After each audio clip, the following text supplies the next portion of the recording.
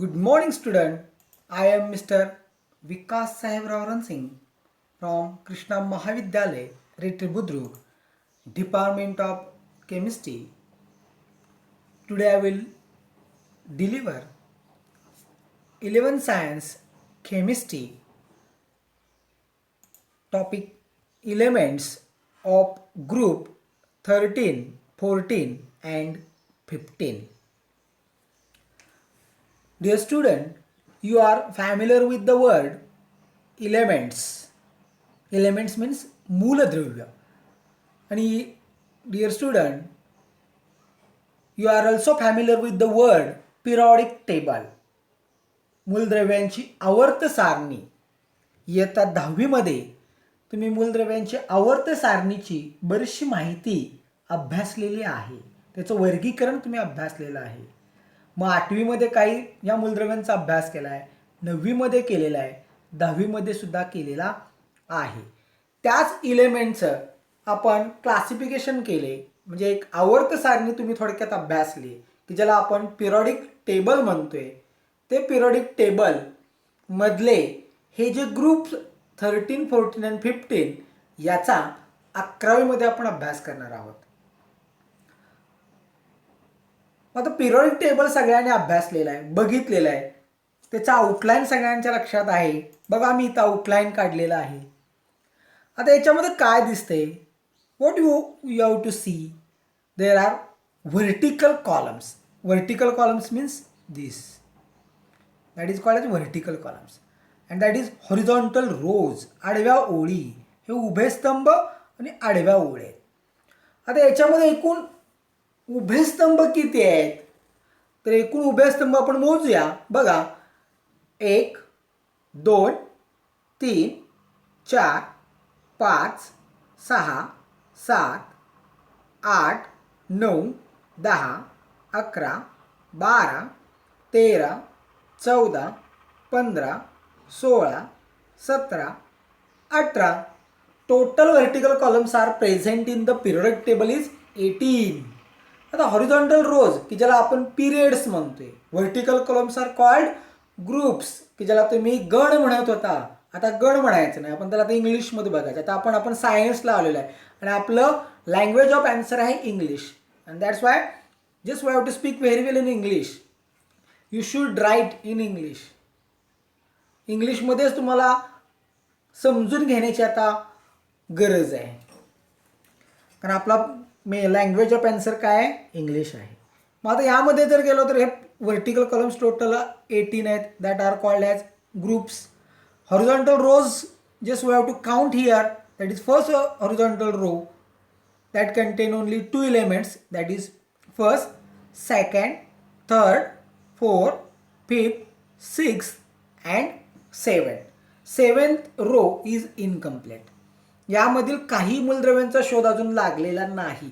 काहींचा लागलेला आहे पण ते अजून याच्यामध्ये इन्क्लूड केलेले नाही, त्यामुळे ते तिथे इनकम्प्लीट दिसत आहे. हे जे हॉरिझॉन्टल रोज आहेत दॅट कॉल्ड ॲज पिरियड्स. आता ह्या बॉटम ऑफ द पिरियडिक टेबलला सुद्धा टोटल हे 14 आणि खालच्या रोला 14, टोटल 28 एलिमेंट आहेत. ॲक्च्युली हे ह्या 2 व्हर्टिकल कॉलम्स म्हणजेच आपण ग्रुप म्हणतोय, तिसऱ्या आणि चौथ्या ग्रुपमधले हे जे 2 एलिमेंट आहेत ह्याच्यामध्ये हे 14 एलिमेंट्स आहेत. म्हणजे पहिला एलिमेंट इथं आहे लॅन्थनम, इथं हाफनियम आहे आणि इथून राहिलेले सगळे इथं मांडलेले आहेत. ह्या दोघांमधले एलिमेंट इथून इथंपर्यंत सगळे आलेले आहेत. ॲक्टिनम, रुदरफोर्डियम, इथं ॲक्टिनम आहे, इथं रुदरफोर्डियम आहे 89 आणि इथून इथंपर्यंतचे सगळे आहेत. हे इथं बॉटम ऑफ द पिरियडिक टेबलला प्लेस केलेलं. याचा अभ्यास तुम्ही 10वी मध्ये केलेला आहे. बघा हे जे पिरियडिक टेबल आहे हे 4 ब्लॉकमध्ये आपण डिस्ट्रीब्यूट केलं होतं. कुठले कुठले आठवतात का? बघा just as you can you recall? S block, P block, D block and F block elements. यापैकी विद्यार्थी मित्र S block and P block एलिमेंटचा अभ्यास म्हणजे निम्म्याच पी ब्लॉकचा अभ्यास आपण 11वी मध्ये करणार आहे. राहिलेल्या पी ब्लॉकचा जे इलेमेंट आहेत त्यांचा अभ्यास, डी ब्लॉकचा, ए ब्लॉकचा अभ्यास आपण 12वी मध्ये गेल्यानंतर करणार आहोत. आता एकूण तर 118 एलिमेंट आहेत हे ह्याच्यामध्ये बसवलेले आहेत. मग ह्याचं क्लासिफिकेशन का केलेलं आहे जरा आठवा बघू. हे पिरियोडिक टेबल आता मी दाखवलं बघा सगळं. पहिला एलिमेंट आहे आपला इथं हायड्रोजन. पूर्वी 2 पद्धतीनं आपण नंबरिंग करत होतं. आता आपण नंबरिंग कसं केलं होतं, सुरुवातीला 1 ते 18 मध्ये गेलो होतो नाही का. 1 ते 18 आपण बघितले होते. नंबरिंग केलं 1 2 3 ते इथं 18. इथं दाखवताना जुन्या पद्धतीने आहे. फर्स्ट ए, सेकंड ए, त्यानंतर third A, third A, fourth A, fifth A, sixth A, seventh आणि एट्थ ए. त्यानंतर फर्स्ट बी, सेकंड बी, थर्ड, फोर्थ, फिफ्थ, सिक्स, सेवन, 8मध्ये 3. ही जुनी मेथडसुद्धा आहे. हेही लक्षात ठेवा, हेही माहीत असणं आपल्याला गरजेचं आहे. आता हे बदललंय. आता आपण सलग नंबर दिलेले आहेत 1 ते 18. 1 2 इथं झाला पहिला ग्रुप, दुसरा ग्रुप, थर्ड, फोर्थ, फिफ्थ, 12, 13, 14, 15, 16, 17 आणि 18. आपण आता अभ्यास करणार कुठला 13, 14, 15 ह्या 3 ग्रुपमधल्या एलिमेंटचा फक्त अभ्यास आपण करणार आहे. मग हे आहे असं आलं का हो? नाही मित्रांनो. ह्या एलिमेंटचं हे जे पिरियोडिक टेबल तयार करण्यासाठी बऱ्याच शास्त्रज्ञांनी खूप प्रयत्न केलेत. कशासाठी आपल्याला हे पिरियोडिक टेबल गरजेचं आहे? Why is the periodic table so important? हे जे गाईडलाईन क्वेश्चन्स आहेत, मी गायडिंग क्वेश्चन्स देतोय, ह्याचा घरी गेला तर असा हे लिहून काढा आणि याचा विचार करा. पुढच्या लेक्चरमध्ये मी तुम्हाला प्रश्न विचारेन त्यावेळेस ते तुमच्या लक्षात आलं पाहिजे. Why is the periodic table so important? हे गरजेचं आहे का? होय मित्रांनो, गरजेचं आहे.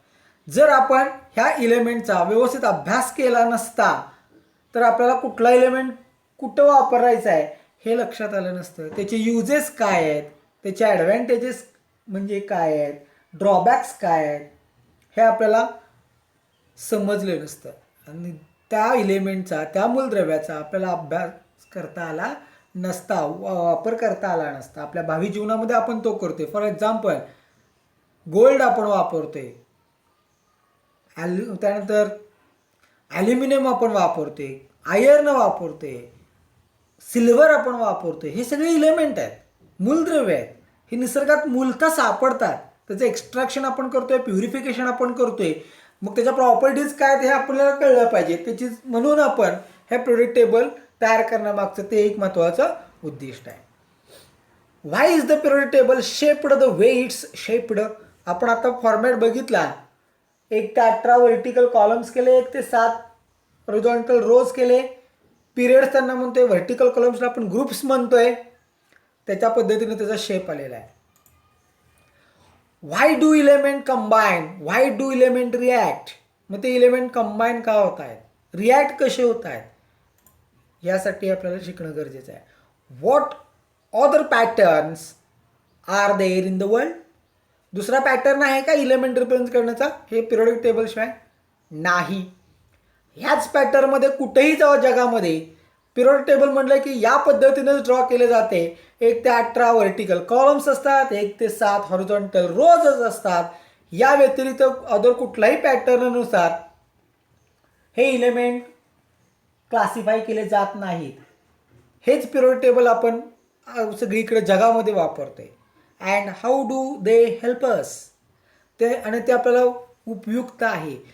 त्या इलेमेंटची पोझिशन त्या पिरियोडिक टेबलमध्ये काय आहे, ते पिरियोडिक टेबल अरेंज करण्यासाठी त्याच्या प्रॉपर्टीज सुद्धा कन्सिडर केलेल्या आहेत. त्यामुळे तो इलेमेंट मेटल आहे, नॉन मेटल आहे, मेटलॉइड आहे, गॅस आहे, मोनोएटॉमिक आहे, डायॲटॉमिक आहे, हे सगळी माहिती ह्या पिरियोडिक टेबल शिवाय आपल्याला मिळू शकत नाही. आणि म्हणून हा पॅटर्न सुद्धा एकसारखाच आहे. मग दॅट टेबल कंटेन म्हणजे पिरियोडिक टेबल जो आहे त्यामध्ये काय आहे? पहिल्यांदा त्यांचं ऑर्गनायझेशन आहे. हे पिरियोडिक टेबल आपण मेंडेलिव्हचं पिरियोडिक टेबल म्हणून वापरतोय. त्यानंतर मॉडर्न पिरियोडिक टेबल आहे, म्हणजे आता आपण अलीकडे वापरतोय ते मॉडर्न पिरियोडिक टेबल. याचा बेस मेंडेलिव्हनं दिला, पण आता आपण ॲडव्हान्स. त्याच्यामध्ये ड्रॉबॅक्स होते, काही ॲडव्हान्टेजेस सुद्धा होते त्या पिरियोडिक टेबलला.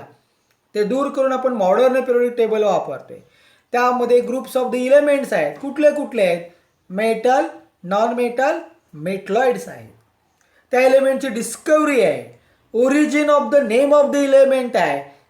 ऑफ द सिलेक्टेड इलेमेंट्स आहेत. हे सगळे सिलेक्टेड आहेत. Origin of the name of the element आहे आणि डिस्कवरी. त्याचप्रमाणे ते इलेमेंट जे आपण पिरियोडिक टेबलमध्ये अरेंज केलेत ते कशाच्या आधारे केलेत, तर त्या इलेमेंटचे इलेक्ट्रॉन आपण फिलिंग करत गेलो, त्यांची ऑर्डर आपल्याला माहीत आहे, त्यानुसार आपण ते प्लेस केलेत. कुठलाही इलेमेंट कुठेही प्लेस करून चालत नाही. मग त्यामध्ये मोनो ॲटॉमिक कुठले आहेत, डायॲटॉमिक कुठले आहेत, हे सुद्धा आपल्याला सांगता येते. त्याचप्रमाणे त्यांचे ट्रेंड्स आपल्याला बघता येतात. साईज कसा आहे, आयनेशन एनर्जी कशी आहे, समरी आपल्याला सांगता येते काही सेकंदामध्ये. इसेन्शियल इलेमेंट कुठले आहेत, इलेमेंट प्रोजेक्ट कुठले आहेत, हे सगळी माहिती ह्या टेबलमध्ये आपल्याला दिली जाते. आणि त्या टेबलला नाव दिलं जाते. काय नाव देतो आपण, आवर्त सारणी, म्हणजेच पिरियॉडिक टेबल. काय म्हणतोय आपण त्याला इथं, पिरियॉडिक टेबल म्हणतोय. या सगळी माहिती हे आपल्याला एका दृष्टिक्षेपामध्ये दिसते. एक वन टाइम आपण फोकस केले की आपल्याला तो इलेमेंट, त्याच्या प्रॉपर्टीज, त्याची जागा त्या पिरियॉडिक टेबलमध्ये, तो मेटल आहे, नॉन मेटल आहे, मेटलॉइड आहे, डायॲटॉमिक आहे, मोनो ॲटॉमिक आहे, त्याची आयनेशन एन्थॅल्पी काय आहे, साईज काय आहे, हे सगळं आपल्याला याच्यामध्ये कळत असते. असं हे पिरियॉडिक टेबल आहे. मग आता हे पिरियॉडिक टेबल तयार करण्यासाठी कुणी कुणी श्रम घेतलेत तेही आपल्याला माहीत पाहिजे. त्याचप्रमाणे we should be able to discuss atomic structure and periodicity, हे आपल्याला याच्यामध्ये डिस्कस करता येते. त्याच्यावरनं काय सांगतोय आपण, तर आयडेंटिफाय केलेत. काय identify, characteristics and perform calculation with frequency and wavelengths. Know the relationship between types of electromagnetic radiation and energy. For example gamma rays are the most damaging आहेत. कुठले एलिमेंट आहे गॅमा रेज काय करतात, बाहेर टाकतात, हे आपण याच्यामध्ये बघितले.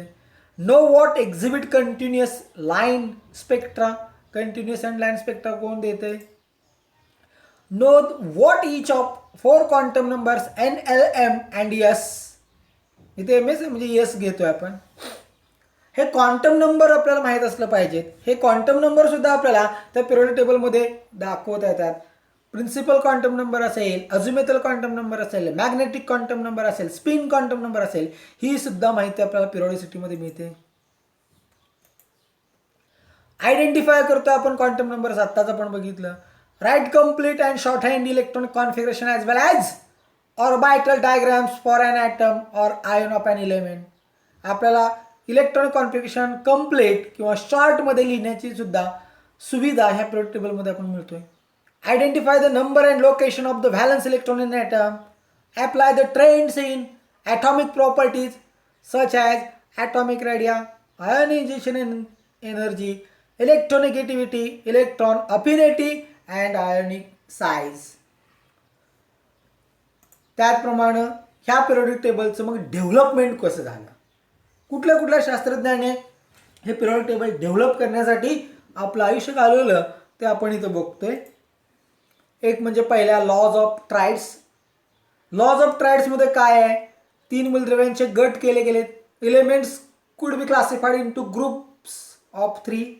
3 मूलद्रव्ये एकत्र आणली, पण कसे आणलेत, पहिल्या आणि तिसऱ्या मूलद्रव्याचं जे ॲटॉमिक मास आहे त्याचं ॲव्हरेज काढलं. ॲव्हरेज काढल्यानंतर जे उत्तर येईल, ज्या इलेमेंटचा तो मास नंबर असेल तो तिथे इलेमेंट आपण प्लेस केला.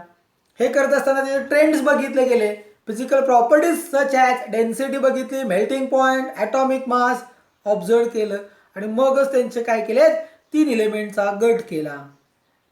आणि हे करण्याचं काम कुणी केलंय, JW डोबेरायनर 1829 साली पहिल्यांदा यांनी प्रयत्न केला आणि 3 मूलद्रव्यांचे गट केले आणि असे हा पिरियॉडिक टेबल तयार करण्याचं काम केलं. But that periodic table has a limitations. त्याला काही लिमिटेशन्स होते, काही ड्रॉबॅक्स होते आणि म्हणून नवीन आले JAR न्यूलँड्स.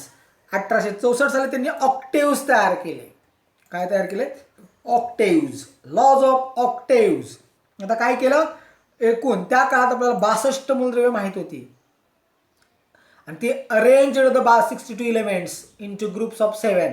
म्हणजे 62 मूलद्रव्ये आपल्याला माहित होती. त्यांनी 7 पहिले मूलद्रव्य मांडले. 7व्या नंतर 8वा मूलद्रव्य जो मांडला तो पहिल्याच्या खाली मांडला.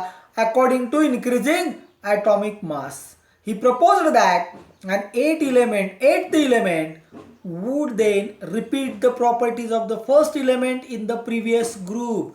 पहिल्या एलिमेंटच्या खाली जो 8वा मूलद्रव्य येतोय त्या पहिल्या मूलद्रव्याच्या आणि 8व्या मूलद्रव्याच्या प्रॉपर्टीज ह्या रिपीट होताना दिसत आहेत आणि म्हणून त्याला ऑक्टेव्ज म्हटलं गेलं. असे अरेंजमेंट केलं 62 नोन एलिमेंटचं into groups of 7 according to increasing atomic मासनं केलं. आणि कुणी केलंय? J.A.R. न्यूलँड्सनी केले 1864 साली. पण ह्याही टेबलला काय होत्या? लिमिटेशन्स होत्या, काही ड्रॉबॅक्स होते आणि म्हणून लॉथर मेयर 1830 आणि 1895 त्यांचा कार्यकाळ invented periodic table independently of Mendeleev's. मेंडेलिव्हच्या अगोदर काम केलं परंतु त्यांचं वर्क पब्लिश केलं गेलं 1 वर्ष नंतर. आणि मग मेंडेलिव्हनी जे आपल्याला पिरियोडिक टेबल दिलं त्यामध्ये व्हर्टिकल कॉलम्स आले, हॉरिझॉन्टल रोज आले. पण या व्हर्टिकल कॉलम्समध्ये आणि हॉरिझॉन्टल रोजमध्ये त्या काळात जी मूलद्रव्य माहीत होती ती अरेंज केली गेली increasing order of their again atomic मासनं. आणि अगेन दे हॅव लिमिटेशन्स. त्या पिरियोडिक टेबलला सुद्धा लिमिटेशन्स होतं पण advantages, good thoughts, good advantages होते. काही चांगल्या बाबी त्याच्यामध्ये आपल्या लक्षात आलं. त्या काळात ज्या मूलद्रव्यांचा शोध लागला नव्हता त्या मूलद्रव्यांची जागा सर मेंडेलिव्हनी रिकामी ठेवली. नंतर ते इन्व्हेंटेड झाले, नंतर तिथं प्लेस केले. परंतु हे सगळं करत असताना प्रत्येक शास्त्रज्ञांनी हे पिरियोडिक टेबल आपल्या परीने जे तयार केलं हे increasing order of their atomic मासनं केलं गेलं आणि त्याला भरपूर लिमिटेशन्स आले. आणि त्यानंतर मॉडर्न पिरियोडिक टेबल मोस्लेनी जे तयार केलं यामध्ये व्हर्टिकल कॉलम्स आहेत, हॉरिझॉन्टल रोजच आहेत. एकूण 18 व्हर्टिकल कॉलम्स आणि 7 हॉरिझॉन्टल रोज. यामध्ये 92 मूलद्रव्ये त्या काळात माहीत होती ती त्याच्यामध्ये प्लेस केली. ही प्लेस करत असताना फक्त एक बदल केला गेला. तो बदल केला गेला म्हणजे हे सगळे इलेमेंट अरेंज केले on the base of increasing order of their atomic number.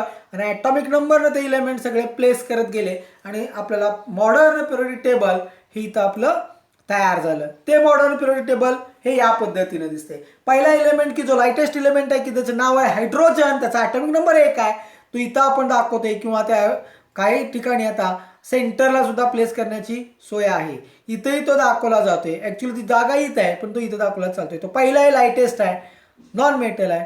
Helium दुसरा आहे, lithium atomic number 3, beryllium 4, boron, carbon, nitrogen, oxygen, fluorine, neon, sodium, magnesium असे इलेमेंटचं क्लासिफिकेशन केलं. आणि मॉडर्न पिरियोडिक टेबल आज मितीस आपण जगामध्ये ॲक्सेप्टेड आहे आणि तेच काय करतो इथं वापरतोय. आणि हे सगळे इलेमेंट जे क्लासिफाय केले आहेत पिरियोडिक टेबलवरती. दुसरा पॉईंट आहे अरेंजमेंटचा, तो म्हणजे इलेक्ट्रॉनिक कॉन्फिगरेशन. आणि ह्या इलेक्ट्रॉनिक कॉन्फिगरेशनवरती आधारित ह्या पिरियोडिक टेबलचे एकूण 4 ब्लॉक्स तयार केले गेले, 4 गट तयार केले गेले.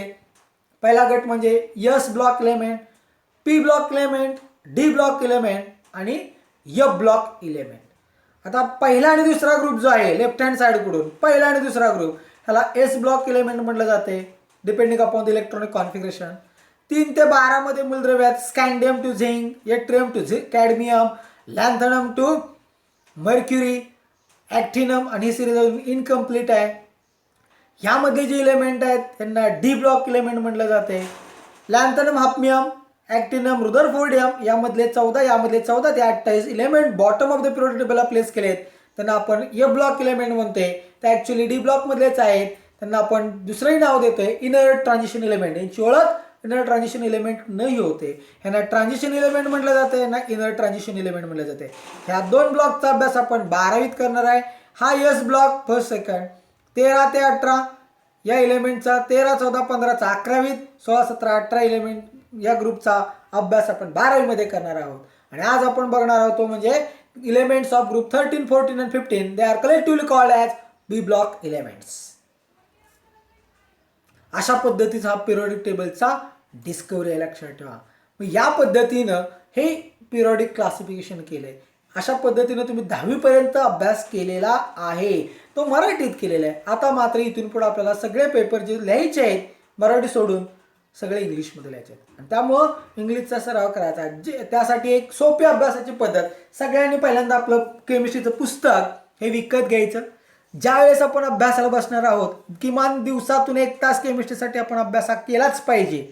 करत असताना एक कोरा कागद एक सिस पेन्सिल, एक खोड रबर, एक इरेजर, एक शार्पनर घेऊन बसायचं. Line to line. आता आपण एलिमेंट्स ऑफ ग्रुप 13, 14 आणि 15 पहिल्यांदा समजेल असं नाही, वाचायला सुरुवात करायची. वाचाल तर वाचाल, लाईन टू लाईन वाचायचं. त्या लाईनमध्ये जे डिफिकल्ट वर्ड येतील ते लिहायचे, जे समजत नाही ते लिहायचे. डिक्शनरी काढायची, अर्थ बघायचा. त्यातूनही काय समजलं नाही आमच्याकडे यायचं. आम्हाला ज्यावेळेस मोकळा वेळ असेल त्यावेळेस तुम्ही या मधल्या सुट्टीमध्ये या. शाळा भरायच्या अगोदर लवकर या. 10 मिनटं आम्ही 15-20 मिनटं आम्ही आधीच आलेलो असतोय. शाळा सुटल्यानंतर एक 10-15 मिनटं आम्ही थांबलेलो असतोय. त्या काळात या. त्यावेळेस तुम्ही विचारा, त्यावेळेस तुमच्या डिफिकल्टी सॉल्व्ह केल्या जातील. पण जोपर्यंत तुम्ही स्वतःहून वाचत नाही तोपर्यंत तुम्हाला काय कळणार नाही. आणि तुमचं मीडियम बदललं आहे. तुम्ही 11वी मराठी मीडियम, 10वीमध्ये मराठी मीडियममधून 11वीमध्ये आलेला आहात सायन्सला. मीडियम बदलते. 10% विद्यार्थी सेमी माध्यमचे असतील, त्यांना हे वर्ड्स माहीत आहेत, त्यांच्या कानावर गेलेले आहेत, त्यांनी ते अभ्यासलेले आहेत. म्हणजे मराठी मीडियमचे विद्यार्थी आहेत, त्यांनी घाबरून जायचं नाही. तुम्ही या पद्धतीने अभ्यास करा. केमिस्ट्रीसारखा सोपा विषय नाही, हे लक्षात ठेवा. आणि next lecture we have to discuss the P block element, that is elements of group 13, 14 and 15.